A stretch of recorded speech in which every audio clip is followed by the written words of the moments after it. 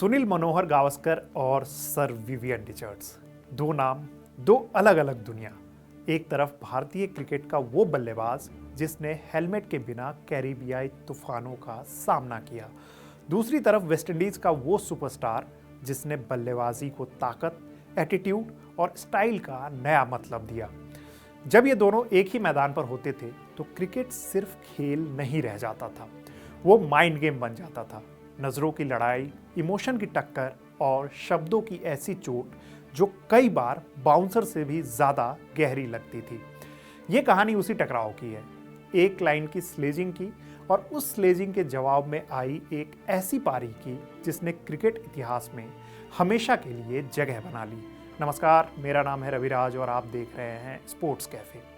वैसे सुनील गावस्कर को सिर्फ रन मशीन कहना उनके साथ नाइंसाफी होगी।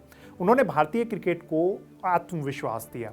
उस दौर में जब विदेशी पिचों पर भारतीय बल्लेबाज जल्दी टूट जाया करते थे, गावस्कर वहां पे खड़े रहते थे। कैरिबियाई पेस बैटरी के सामने बिना हेलमेट, बिना किसी डर के, अब नाम देख लीजिए, Andy Roberts, Michael Holding, Joel Gardner, Malcolm Marshall. ये नाम उस दौर के सिर्फ गेंदबाज नहीं थे, ये डर थे।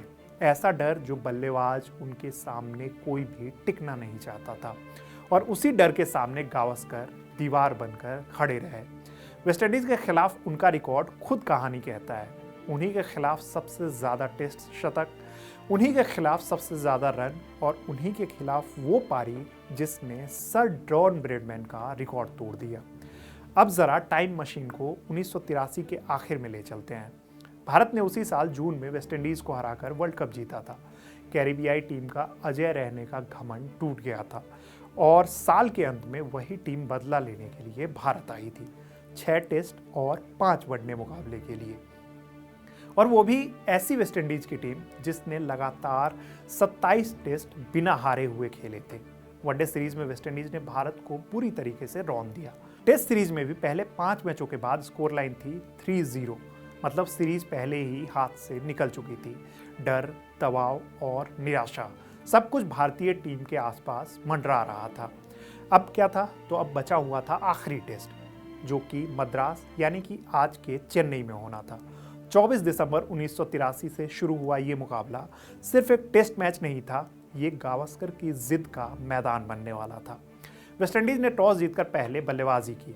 जेफ डुजोन के 62 रनों की मदद से स्कोर बोर्ड 313 रनों तक पहुंच गया। गेंदबाजी में भारत ने किसी तरह खुद को संभाला, लेकिन असली कहानी शुरू हुई भारत की बल्लेबाजी से। मैल्कम मार्शल उस दौर में अपने करियर के पीक पर थे और उन्होंने पहले ही ओवर में ऐसा झटका दिया जिससे ड्रेसिंग रूम सन्ने रह गया। चौथी गेंद पर अंशुमन गायकवाड़ आउट हो गए, 5वीं गेंद पर दिलीप वेंगसरकर आउट हो गए। स्कोरबोर्ड पर अभी खाता भी नहीं खुला था और 2 विकेट गिर चुके थे। अब मैदान पर आए सुनील गावस्कर। वो इस टेस्ट में ओपनर नहीं थे, उन्हें नंबर 4 पर उतारा गया था। शायद टीम मैनेजमेंट ने सोचा था कि नई गेंद को थोड़ा सा पुराना होने दिया जाए, लेकिन हालात ने उन्हें पहले ही ओवर में मैदान पर भेज दिया। और यहीं से एंट्री होती है सर विवियन रिचर्ड्स की। वे उस समय स्लिप में फील्डिंग कर रहे थे। जैसे ही ओवर खत्म हुआ और बैटिंग एंड बदला, वे स्लिप से दौड़ते हुए गावस्कर के पास आए और चलते चलते वो लाइन मार दी जो आज भी भारतीय क्रिकेट फैंस को याद है। No matter what number you bat, man the score is still 0। यानी कि आप किस नंबर पर बैटिंग कर रहे हो इससे कोई फर्क नहीं पड़ता, क्योंकि आप जिस नंबर पर बैटिंग करने आए हो स्कोर बोर्ड पे अभी भी 0 लगा हुआ है। ये कोई गाली नहीं थी, ना ही कोई बदतमीजी थी, लेकिन ये एक माइंड गेम का मास्टर स्ट्रोक था। विव जानते थे कि सामने कौन है और ये भी जानते थे कि सही वक्त पर सही शब्द क्या असर करते हैं। गावस्कर ने बाद में खुद माना कि वो लाइन उन्हें चुभ गई थी, लेकिन उन्होंने इसका जवाब शब्दों से नहीं दिया, उन्होंने जवाब दिया किससे? तो बैट से। पहले दिन का खेल खत्म हुआ। गावस्कर नवाद थे, दूसरे छोर पर नाइट वॉचमैन शिवलाल यादव थे। विव लगातार स्लेज किए जा रहे थे। कैरिबियाई गेंदबाजों का दबाव भी बनता जा रहा था। चौथे दिन का खेल शुरू हुआ और यहीं से इतिहास लिखना शुरू हुआ। गावस्कर ने एक अलग ही मोड पकड़ लिया, ना तो कोई जल्दबाजी, ना ही कोई डर, सिर्फ कंट्रोल, सिर्फ टाइमिंग, और रवि शास्त्री ने उनका शानदार साथ निभाया। दोनों ने वेस्टइंडीज के हर बॉलर को थका दिया, हर स्पेल को तोड़ डाला और फिर वो पल आया लंच के बाद जब गावस्कर ने अपना 30वां टेस्ट शतक पूरा किया। इसी के साथ उन्होंने सर डॉन ब्रैडमैन के रिकॉर्ड 29 शतकों का रिकॉर्ड भी तोड़ दिया, वो रिकॉर्ड जिसे दुनिया कभी अछूता मानती थी। वो सिर्फ एक शतक नहीं था, वो जवाब था विव की स्लेजिंग का, कैरिबियाई घमंड का और उस दौर की सोच का जिसमें एशियाई बल्लेबाजों को कमतर आंका जाता था। लेकिन गावस्कर रुके नहीं। 5वें दिन उन्होंने अपनी रफ्तार बढ़ाई, गेंदबाजों पर दबाव डाला, रन बटोरे और फिर पूरा किया अपना दोहरा शतक। 236 रन गावस्कर ने उस मुकाबले में बनाए। भारत की तरफ से उस वक्त का ये सबसे बड़ा इंडिविजुअल टेस्ट स्कोर था। वीनू मांकड़ का रिकॉर्ड भी उस मैच में टूट गया, वो भी उसी शहर में, बस स्टेडियम अलग था। भारत ने 451 रन पर अपनी पारी घोषित की और ये मैच जो है वो ड्रॉ रहा। लेकिन असल जीत स्कोर कार्ड से बाहर थी। ये वो पारी थी जिसने गावस्कर को सिर्फ महान नहीं बल्कि ऐतिहासिक बना दिया। बाद में जब गावस्कर से विवियन रिचर्ड्स के बारे में पूछा गया तो उन्होंने कभी भी कड़वाहट नहीं दिखाई।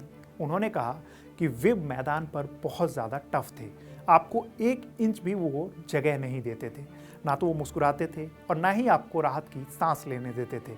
लेकिन मैदान के बाहर वो एक दोस्त की तरह थे, हमेशा साथ समय बिताने वाले। और यही इस कहानी की खूबसूरती है।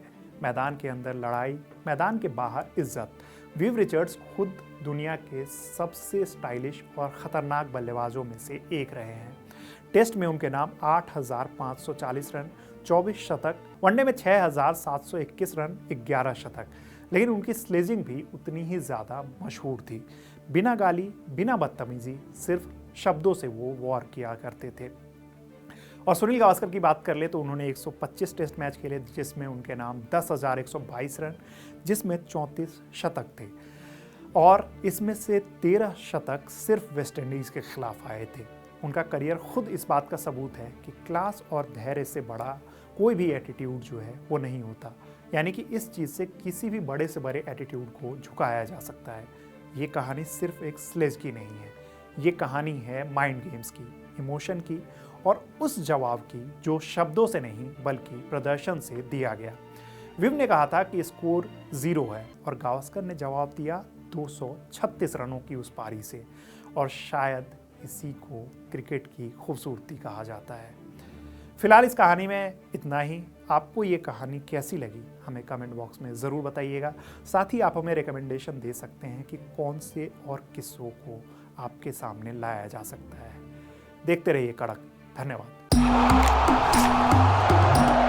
क्रिकेट का हर एंगल क्लियर कट, ओपिनियन हो या एनालिसिस, डिलीवरी होगी एकदम कड़क। कड़क लाइव पे धड़क।